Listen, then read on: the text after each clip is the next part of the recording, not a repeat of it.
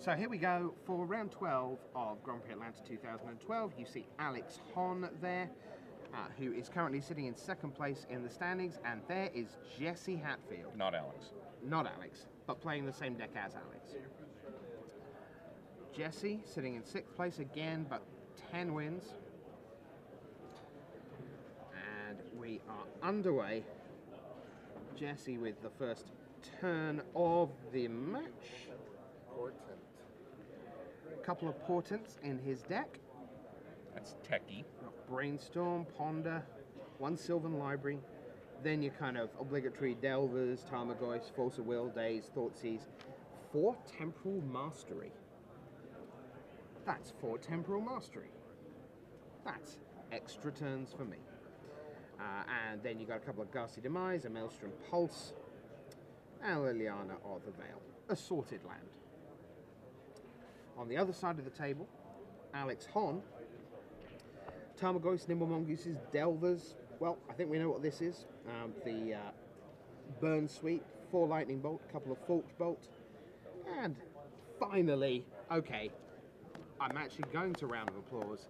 It's taken us until halfway through the Swiss on day 2. Get in there with 4 main deck Stifle, Alex Hon. Thank you. Thank you. About time. All right, so we're going to go into turn 2 with Jesse Hatfield. Sylvan Library right off the top. What does that card do now? Alex Hon will daze it.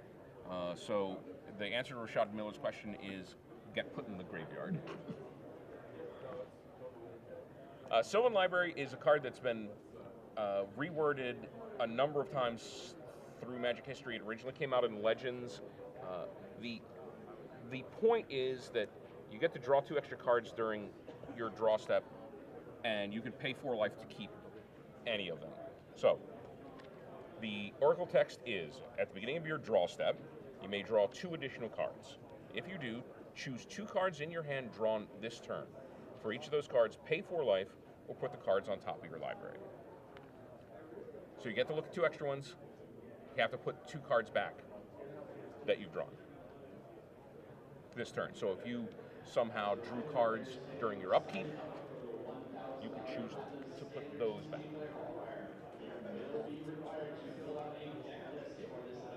Yes, but you could choose to put those back.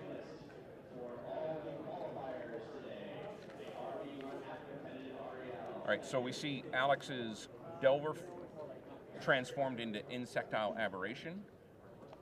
Ghastly Demise. Back the other way. Alex has chosen to brainstorm in response. We see Force of Will in his hand. He's looking at a lightning bolt. Another brainstorm. Is that a spell pierce? Spell pierce, yeah.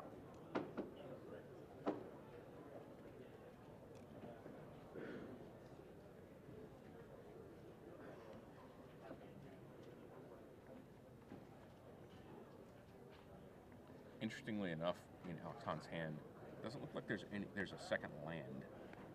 Oh, we're going to see a Force of Will with Brainstorm biting the dust as a result.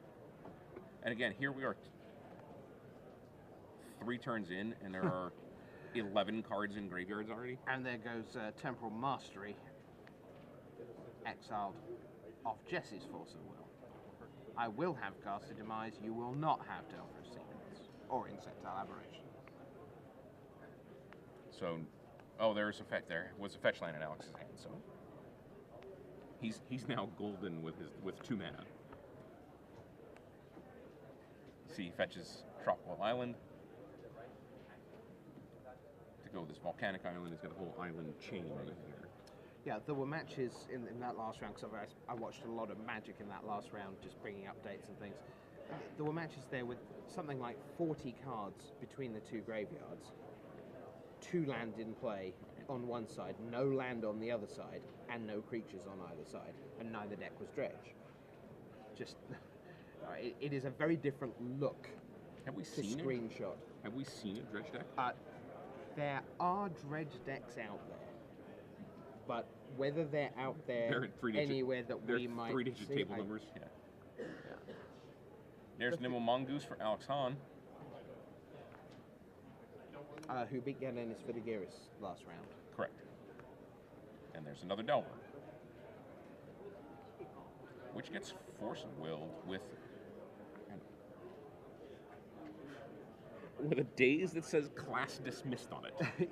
Yes, with some kind of teacher with a moustache and a beard and some drawn-on glasses.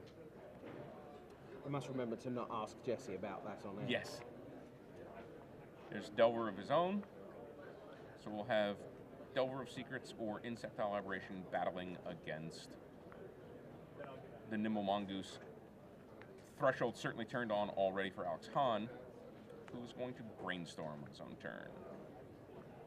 He sees Bolt, Wasteland, and Tropical Island. So he hasn't got a lot going on at the moment, but then as you can see from the right of your screen, Jesse has both hands readily available, not currently engaged in magical activity. So, or holding on to cards. Even that's what I said.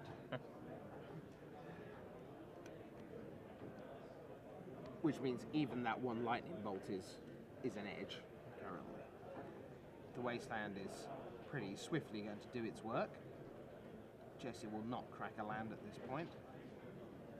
He will look at the top card, because of course we've already seen one Temporal Mastery, so there's no value in sort of hiding the idea of miracles. So he chooses not to reveal, and then he's going to crack because he just doesn't like it. Give himself a chance to draw something else. There's Bayou.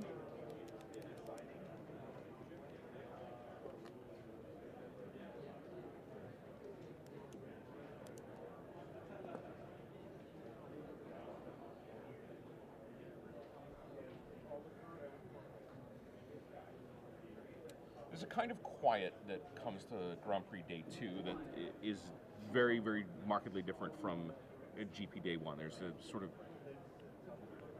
smell of sweat and grease paint on Day 1 and a cool calm that comes over the room on Day 2. I can hear you on Day 2. It's very exciting. So the 1/1 Delver gets in. Jesse Hatfield's life getting relatively low from those Nimble Mongoose beatings.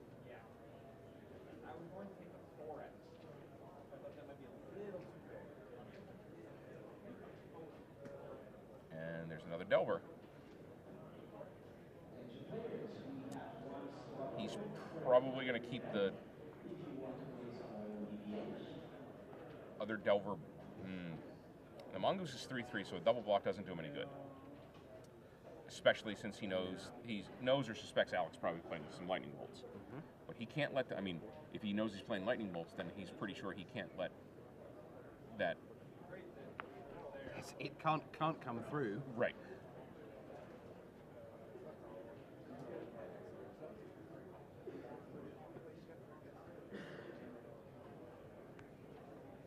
Okay, another Tropical Island for Alex Hahn. Jesse Hatfield also in the situation where he really can't crack a fetch land now either. Yeah, I mean, I suppose there comes a point where you say, in order for me to win this game, a lot of things need to occur. And him not having a lightning bolt is one of them. Yes. And that maybe you just ignore that utterly. Right. And just go... Because you've lost anyway. If he does have the lightning bolt, you've lost anyway. Okay, this is the flip the Delver. That Force of Will is a dead card currently in his hand. Uses it to bolt the Delver, or the Insectile Aberration. Attack for 3, here's the top deck. Does it get anywhere? It does not. Game 1 to Alex Hahn. There you see him.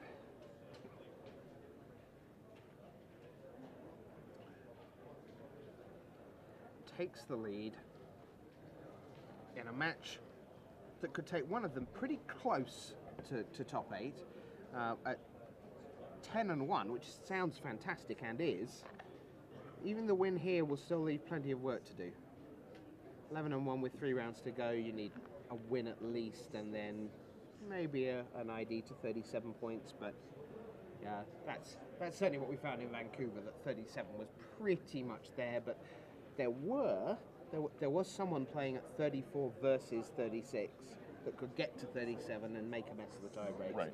And there are a lot of people on draws that are going to be on 31 and 34 and 35 Right. going into the last round. So even the winner here may need 2 wins out of the last 3. Which is the way we like it. Yeah. I mean, mostly we're fans of Magic, so we like to see Magic played. You know, all the great matches we've had so far this weekend. We want to see more of those as opposed to we're not going to play. We had later today. We have the European Soccer Championship final. You can say football. Most Americans. Most people understand now. Yeah. Especially if you qualify with European football. Indeed. So we have Spain against Italy in the final of that. Yes. One thing that World Soccer did, the FIFA, the governing body, in the wake of Germany and Austria playing a shotless, scoreless draw, which put both of them through from their group in the 1982 Soccer World Cup, is that resulted in all final group matches being played simultaneously. Because they were playing in the evening, the other match in the group had been played that afternoon. They knew that a scoreless draw was sufficient for victory. So it's quite an interesting one in terms of. I would love to know whether there was a way to make intentional draws go away from Magic.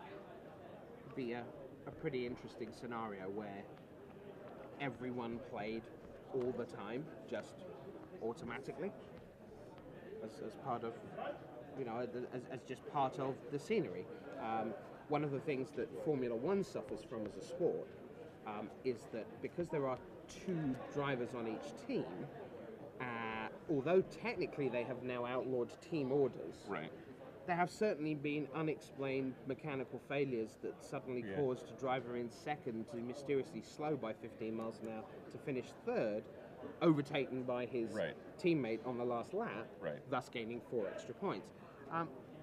As someone who's obviously intimately involved with the mechanics of tournament operation, although on one level, one step sideways from the actual nuts and bolts of the scorekeeping side, what's your view about a world in which players just play their 15 rounds and there is no horse trading, there is no congratulations, we're both in, or I'm going to play you because I don't like my matchup, I'd like to kick you out of the top 8, or I have lots of friends, or... Well, some of that gamesmanship you're just never going to be able to get rid of. I mean, as a fan of Magic, I want to see everybody play. As a tournament official, I want my event to run as smoothly as possible, and I don't want to try to create some really convoluted rule set that forces the players into sort of inorganic behavior. I'll interrupt that briefly. Gerardo Fedon is dropping his results slip off. That'll be a win again then. So he's on 11-1. And also as a tournament official and as an authority, as a sort of a rules maker, I don't ever want to make a rule set that I'm unwilling or incapable of enforcing. Of course. You know, I could say the rule is you have to play all your matches. There's no IDs. Yeah. And, you know, we would lose some credibility because players would know we can't, there's no way, other than putting them in booths, you know, in sensory deprivation chambers where they couldn't see any of the outside world, we couldn't really force them. And even then, they could just sit there and land go. And they could just simply... That said, it was readily apparent in said soccer match that all 22 players were engaged in tournament fraud. Yeah. And therefore it is also readily apparent in a match between 2 mono-red goblin decks when they play 17 mountains each and then pass the turn. Right. That's tournament fraud. And it doesn't take many disqualifications for tournament fraud before people get the idea that if they're not trying, they're going to get spotted and they're going to get done for tournament fraud. Right, but of course, that's the extreme example. Right, because the extreme example is easy. Yeah. And the extreme examples are not ever the case. It's the gray area ones. And now similar in a way to the issues over stalling, right, which is so difficult for us as yes. a judge community to manage. Yeah. Because what is the second when it stopped being a lengthy decision and started being a conscious effort to make the clock run out? Right. Horrendously difficult to police and work out. Right. So it's one of those. Right. We are underway in game 2. And this match will go to its conclusion. There are there were two delvers for a second. Okay, I'm prepared. Hatfield on the play gets the opportunity to daze. He has a play set of days, which are clearly from a professor at school that yes. artwork resembles. Not your best work. Right. One of them. What do you wager? Must try harder. Right. And insufficient see me. Something like that would be my guess for the other two. All right. Hatfield has wastelanded Alex Hahn's Volcanic Island. Alex draws and plays a wooded foothill, so he's going to be able to get another land anyway. I really like the art on wooded foothills. It's a card that I regret doesn't stay in play longer. A lot of the time it's like, oh, wooded foothills fetch.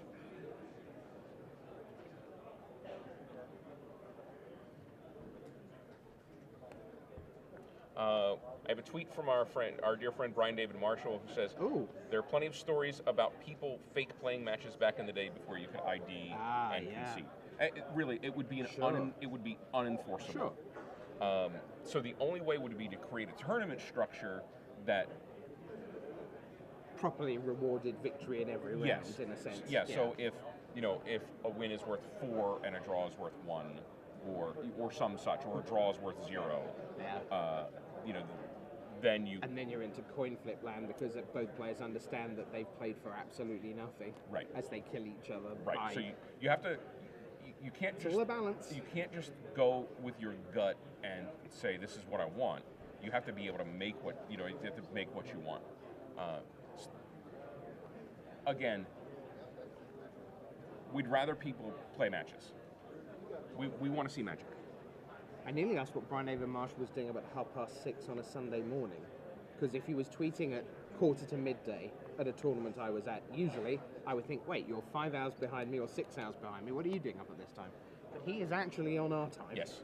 So it's midday. And Happy Sunday, BDM.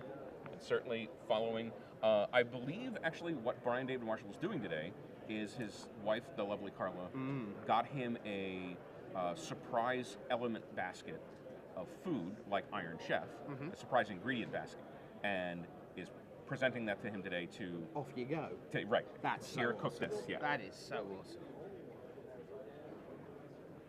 So, we see aberration on tropical island on tropical island. Yeah, Action Alex here. Hahn up a scalding time. Right.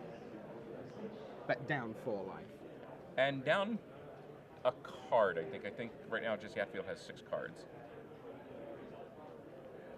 Unrepentant about getting both those guys into the red zone, but there's a submerge from Alex Hahn.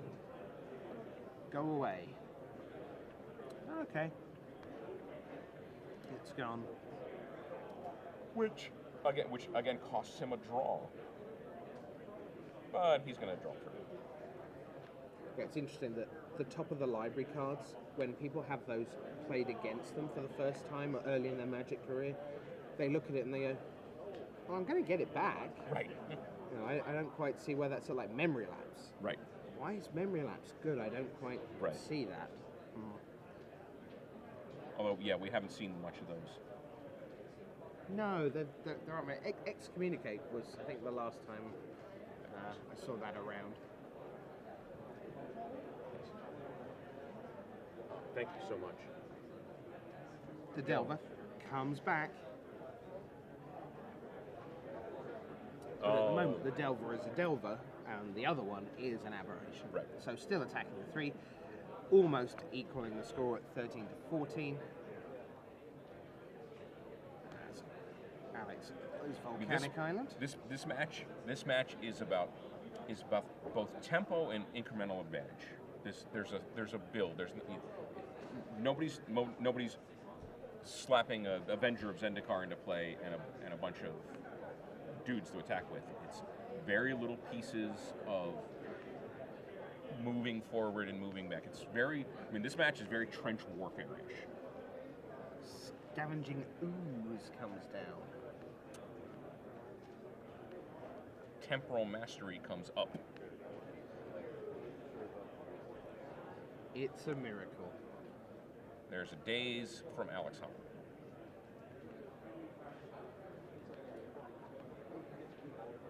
Here comes the Aberration.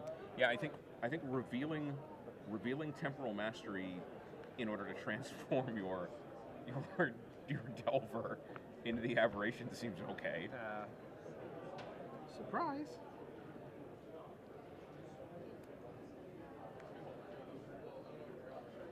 So after this match, maybe we get Jesse Hatfield in here. I think that's talk an about some excellent of the. plan. Yeah. You can ask him about the Interrogate about the numbers. the sabermetrics. Yes.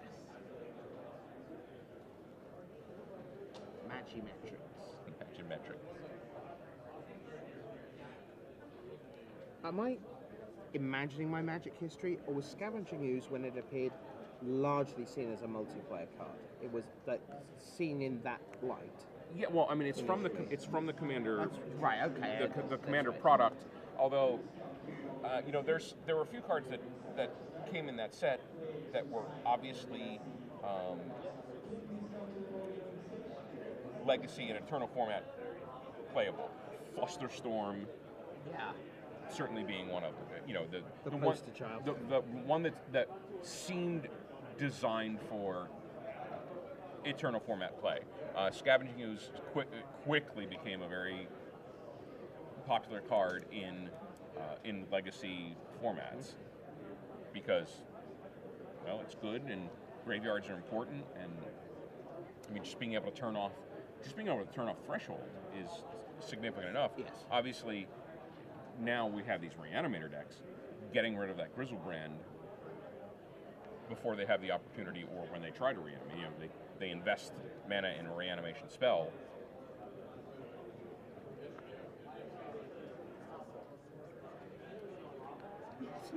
So, slightly ironic in that you look at a card like Scavenging Ooze and you think, well, if this had been a sealed deck, two players with 40 cards, they would both have 15 monsters each.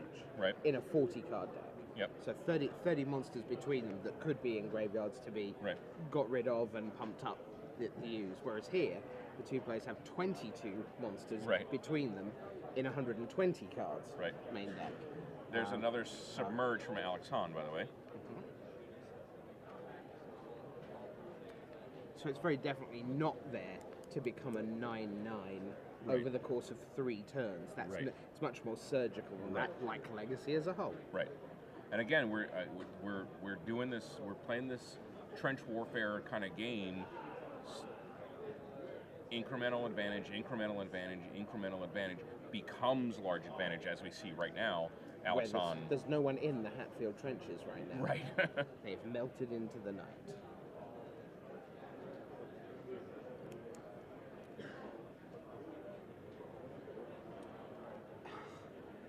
Engineered explosives. Hello. Certainly the first time we've seen one of those all weekend. It is.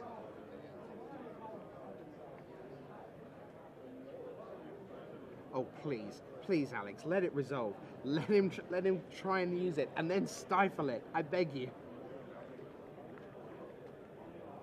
He's going to force a will it.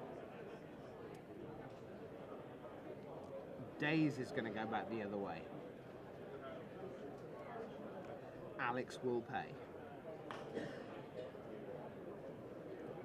Land. Delver.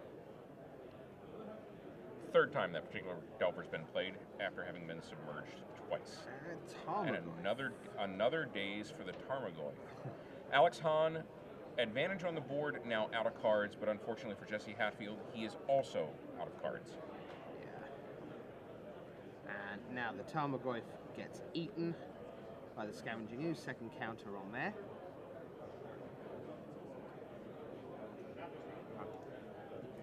Conley Woods goes down this round.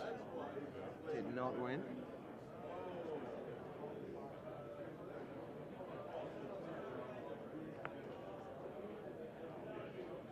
looks like Alex is going to get both guys in there. That's 7 damage coming Jesse Hatfield's way.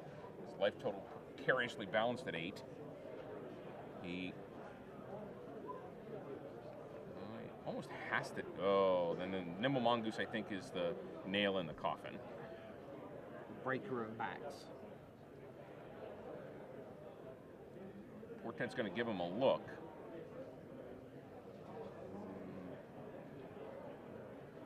Yep, there's the handshake.